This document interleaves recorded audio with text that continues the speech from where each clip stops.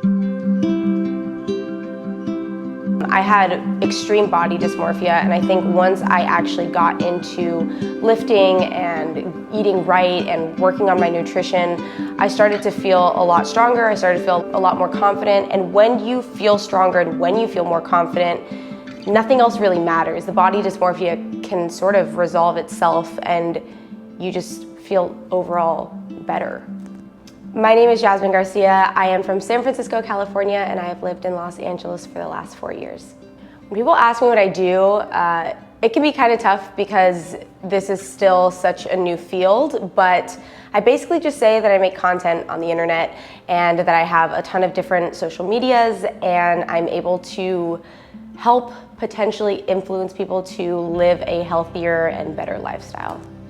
So when I talk about people living a healthier lifestyle, it started as me just focused on fitness. But with time, I realized that I'm passionate about a whole bunch of other things. I'm somebody who has struggled a lot with anxiety, depression, OCD. So I've also tried to be really transparent on my channel about actual self-care, therapy, our diet, actually going out and meditating, just the entire picture, I would say. When it comes to the working out side of things and the diet thing, it can be really hard to kind of put those two together. Some people want to start with one and leave out the other and vice versa. But I do feel that it is a total thing, and it takes time to actually perfect them both. But I do feel that once you get your diet right and once you also get the working out side right, everything sort of starts to come together and become this perfect unit.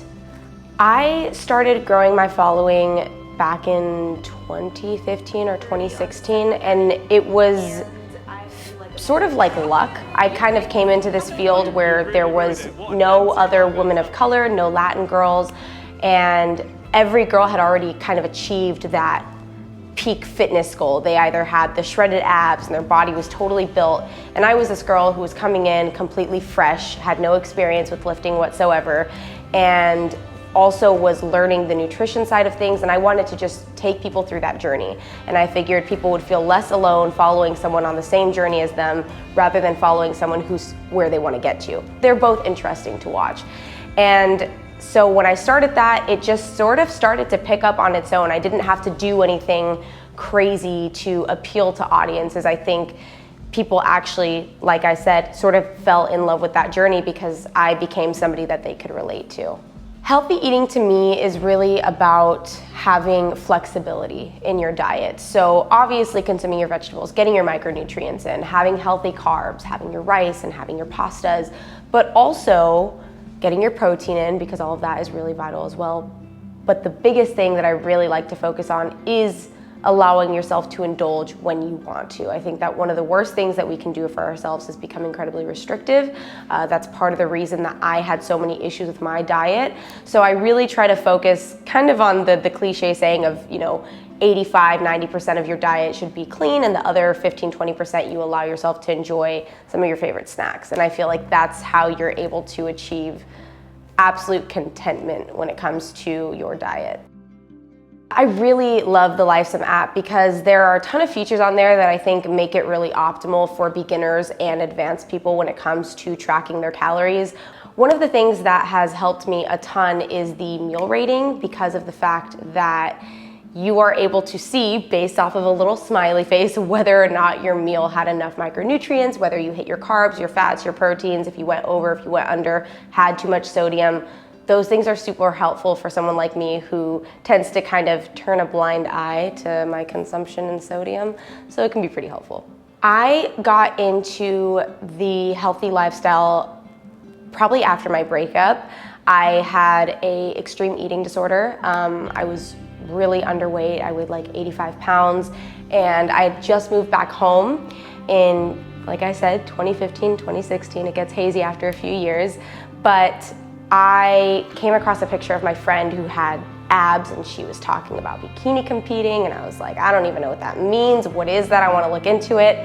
And I saw her doing it, so I reached out, and she said, hey, you should join me at the gym. I'd love to help you get a stronger diet. I'd love to help you get into the gym and start working out. And thus became the beginning of the rest of my life. I think the best thing I've noticed would probably be my body image. Since I've started, there have been so many times that I have wanted to give up.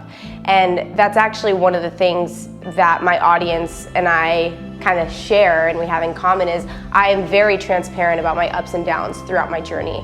And I remember being really afraid to open up about those things on my channel because I wanted to be this picture perfect fitness girl who had everything in line, but I don't, and a lot of us don't. And so I was always really open about that, and the second that I did it, of course there was a few people who were disappointed, but I would say the majority of them really felt even more connected because they felt that they suddenly had someone who they, one, admired, but two, also they could relate to and feel like they were on a similar journey with them even still years later.